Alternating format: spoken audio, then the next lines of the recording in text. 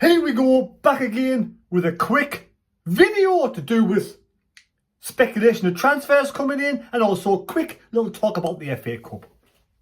Yes, I'm absolutely gutted that we are now out of the FA Cup. Third round defeat yesterday to Stoke City, so well done Stoke City. Congratulations on progressing through to the next round of the FA Cup. Well done and good luck for the rest of the competition. No hard or sour grapes for me at all. But I'm disappointed with the performance from the lads yesterday.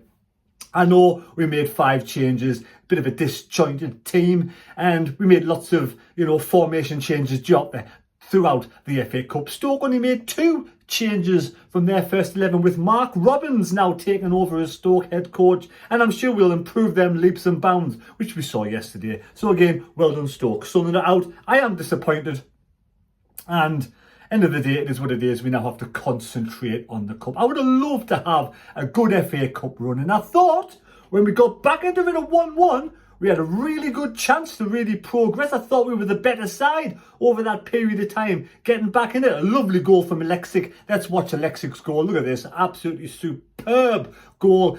Nice bit of, assistant from Adel Ashish, but a lovely goal from Alexis. I'm pleased to see the lad off the mark, and I'm good to see Al-Shish have a nice assist too. But overall, we did, dip, and the performance wasn't good enough. We give away a penalty early days.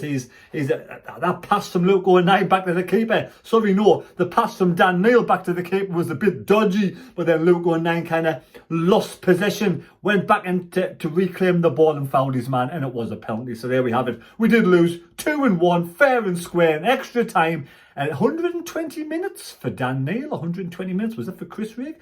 Did we make that? I'm not sure. But some players did get a lot of game time yesterday, but they've got a whole week to recover. And like I said, I would love an FA Cup run, but we are now out. I couldn't make it yesterday, unfortunately. But, charismations to all the Sunderland fans that turned up. Oh, right. So we move on to some sort of...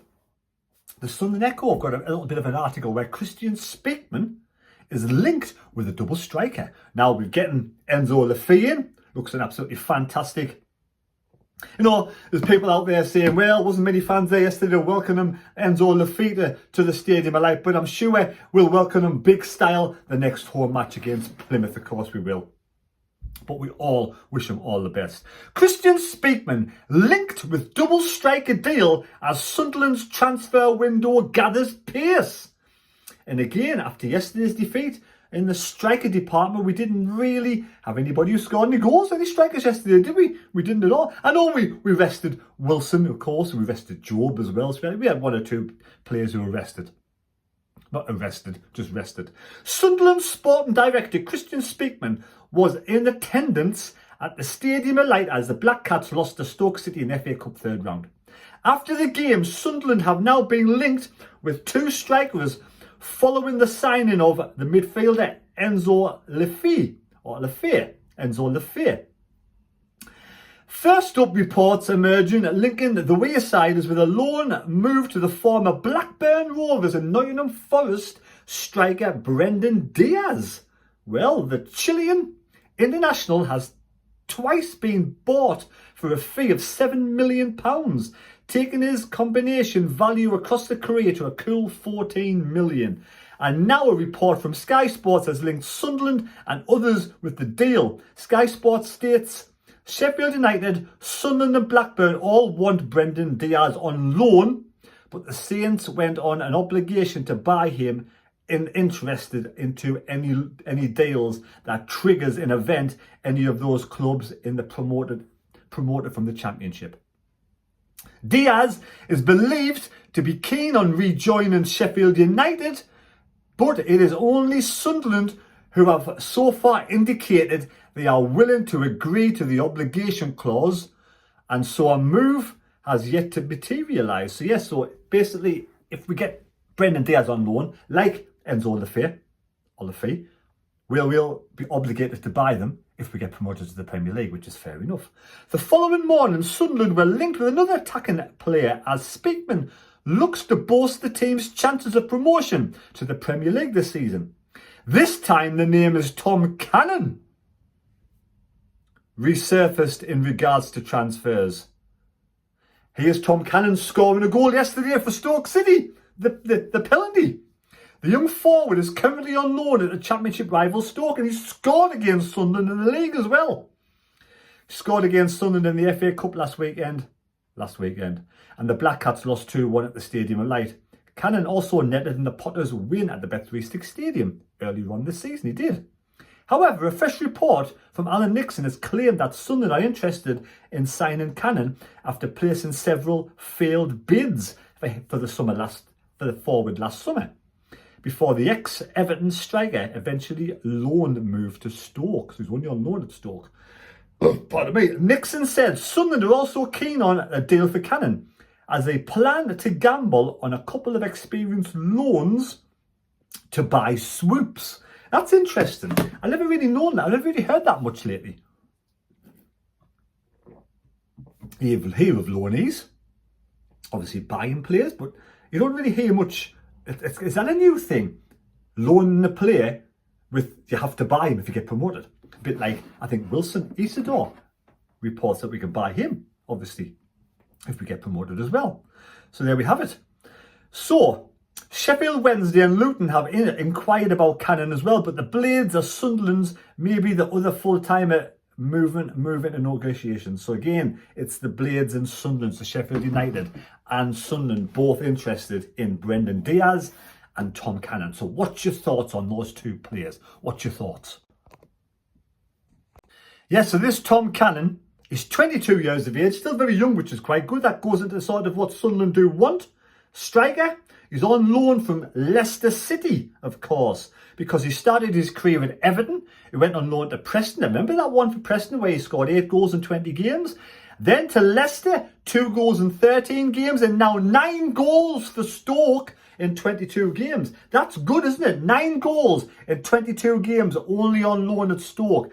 Now, how does that work? I don't know, how does that actually work?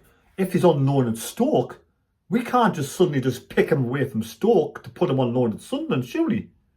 Unless the Stoke loan is due up very shortly. But we can't possibly buy him. That's a strange one. He is also a Republic of Ireland international as well. We've also got Brendan Diaz.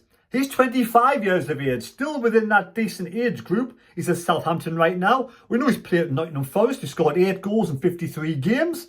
Blackburn on loan. Then Blackburn went and bought him. 144 games, 45 goals, 1 in every 3. That's a decent comeback. He went to Villarreal for some strange reason and never scored a goal in 14 games. Then on Sheffield, yes, he went on loan to Sheffield United. 6 goals in 14 games. Then Southampton bought him. Not scored for Southampton in 10 games. Chilean international, 35 games for Chile and 7 goals. So let me know your thoughts down below. We're in for a striker. We've got Miende, we've got Isidore, and we've got Connolly. What happens if we get a 4th striker in? What's going to happen? Strange one. And would you want one of those 2 strikers in? Would you want Diaz in? Would you want Cannon in? Which one's your most favourite? I kind of like, to be fair, I do like Cannon, but I like Diaz. And I kind of think, well, you know, they're both been in the Championship scoring goals. They've tried it at the Premier League level, kind of not, you know, achieved much at that level, but they're both still young, so they can improve. And it may be worth a chance to even get promoted. So if we get a striker in, along with Enzo Lefebvre, what can you say? Absolutely tremendous window. So let's hopefully Christian Speaking does the business and gets a striker in. But does that mean we will lose another striker? Will Connolly be let go with his 1-year deal? Which are the 3 strikers at Sunderland now? How do you rate them? For me, Isidore, Miende, Connolly is my 3 in that particular order. So Connolly for me would have to leave if that's the case to bring another striker in. I don't know whether we have 4, whether we keep 4 strikers. I'm not sure how it works anyway. So there we go. Let me know your thoughts down below.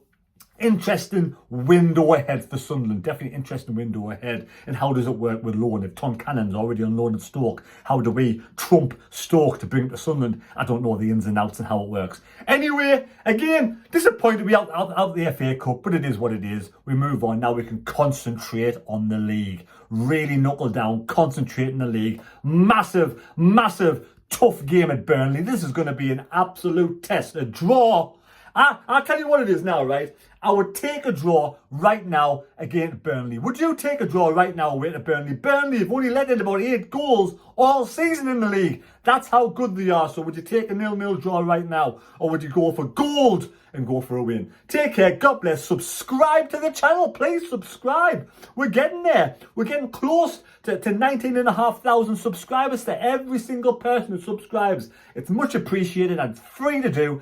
Thanks for watching the video. Take care. God bless me. God go with you. Enjoy your Sunday night. I've done about 6 miles today, so walking and running and kicking about. So I'm going to enjoy maybe 2 of these beauties. See you later. Good night, everybody. Thanks for watching.